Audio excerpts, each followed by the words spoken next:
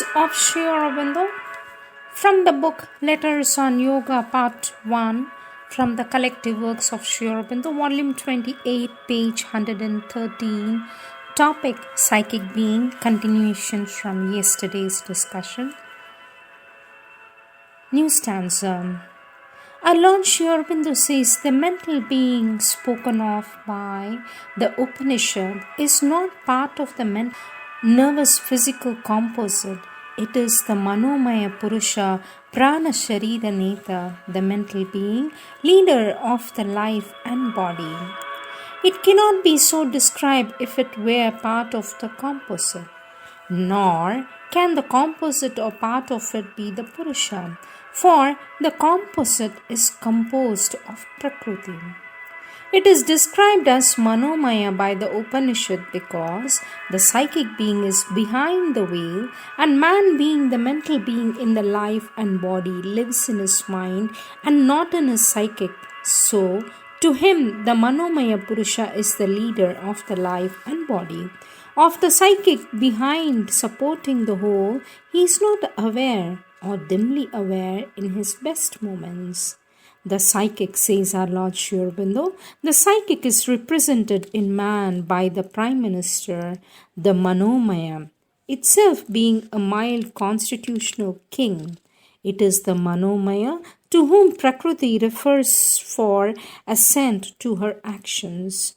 But still, the statement of the Upanishad gives only the apparent truth of the matter, valid for man and the human stage only. For in animal it would be rather the Pranamaya Purusha, that is the Neta, leader of mind and body. Purusha Prakriti is the Kshara Purusha, standing back from it is the Akshara Purusha. Ego sense and Purusha are two quite different things.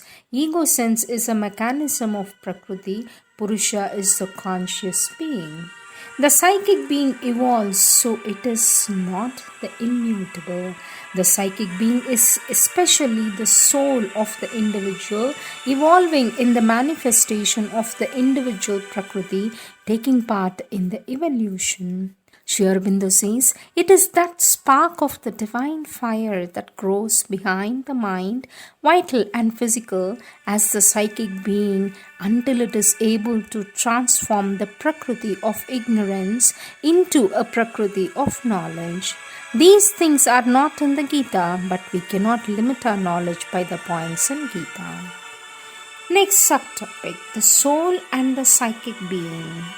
A distinction has to be made between the soul in its essence and the psychic being. Behind each and all, there is the soul, which is the spark of the divine. None could exist without that. But it is quite possible to have a vital and physical being supported by such a soul essence, but without a clearly evolved psychic being behind it. There is indeed an inner being composed of the inner mental, inner vital, inner physical, but that is not the psychic being.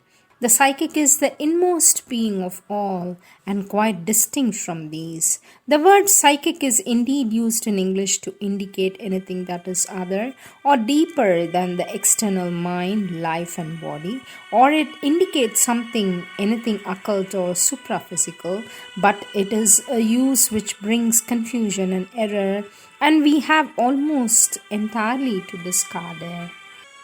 Our Lord Sri Aurobindo says the psychic being is wheeled by the surface moments and expresses itself as best it can through the three outer moments, which are more governed by the outer forces than by the inner being or the psychic entity. But that does not mean that they are entirely isolated from the soul.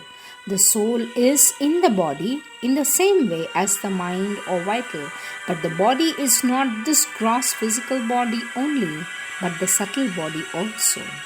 When the gross body falls away, the vital mental sheets of the body still remain as the soul's vehicle till these two dissolve.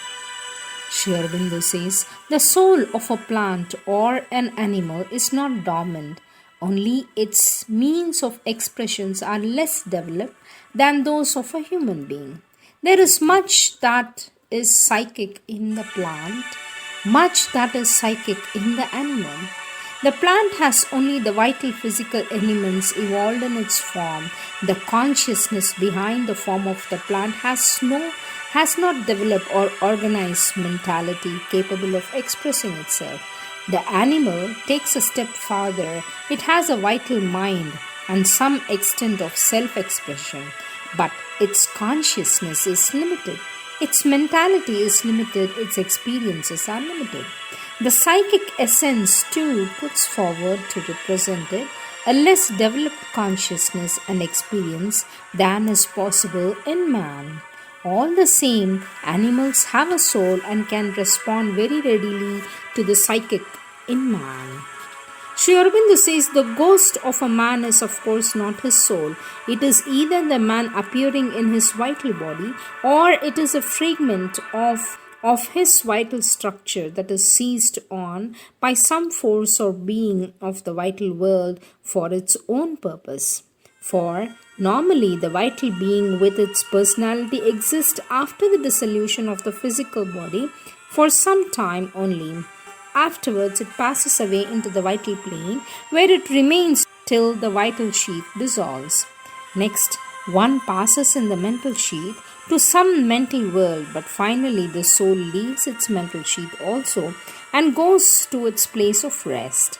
If the mental is strongly developed, then the mental being can remain, and so also can the strongly developed vital, provided they are organized by and centered around the true psychic being.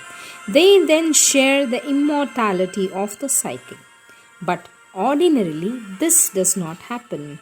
There is a dissolution of the mental and vital, as well as the physical parts, and the soul in rebirth assumes a new mind, life, and body, and not, as is often supposed, a replica of its old nature self. Such a repetition would be meaningless and useless and would defeat the purpose of rebirth, which is the progression of the nature by experience and evolutionary growth of the soul in nature towards the self-giving. At the same time, the soul perceives the impression of what was essential in its past lives and personalities, and the new birth and personality are a balance between this past and the soul's need for its future. There is the divine spark from the beginning, the soul in all things, but it takes a long time and a long evolution for it to arrive at a conscious expression and form of manifested being, what we call the psychic being. Sri Aurobindo says the soul is described as a spark of the divine fire in life and matter, that is an image. It has not been described as a spark of consciousness. There is mental, vital, physical consciousness different from the psychic. The psychic being and consciousness are not identical. When the soul or the spark of the divine fire begins to develop a psychic individuality, that psychic individuality is called the psychic being. The soul or spark is there before the development of the organized vital and mind. The soul is something of the divine that descends into the evolution as a divine principle within it to support the evolution of the individual out of the ignorance into the light. It develops in the course of evolution a psychic individual or soul individuality which grows from life to life, evolving using the evolving mind, vital and body as its instruments. It is the soul that is immortal while the rest disintegrates. It passes from life to life, carrying its experiences in essence and the continuity of the evolution of the individual. It is the whole consciousness, that is, mental, vital, physical, also has to rise and join the higher consciousness, and once the joining is made, the higher has to descend into them. The psychic is behind all that and supports it. Sri Aurobindo says the soul is always pure, but the knowledge and the force in it are involved and come out only as the psychic being evolves and grows stronger. The psychic being is the soul evolving in the course of birth and rebirth, and the soul is a portion of the divine. But with the soul, there is always the veiled divine. The psychic being is the developing soul consciousness manifested for the created being as it evolves. At first, the soul is something essential behind the veil, not developed in front. In front, there is only the body, life, and mind. In the evolution, the soul consciousness develops more and more in the created being until it is so developed that it can come entirely in front and govern the mind, life, and body. The difference between one psychic being and another is one of evolution. The psychic being is more developed in some, but the soul principle is the same in all. The soul and the psychic are the same only as there is a vital being supported by the vital expressing itself through it. So there is a growing psychic being supported on the psychic and expressing itself through the soul nature. But hang it all, the psychic is a part of human nature or the ordinary nature. It has been there even before the human began. These are the words of our Lord Sri Aurobindo.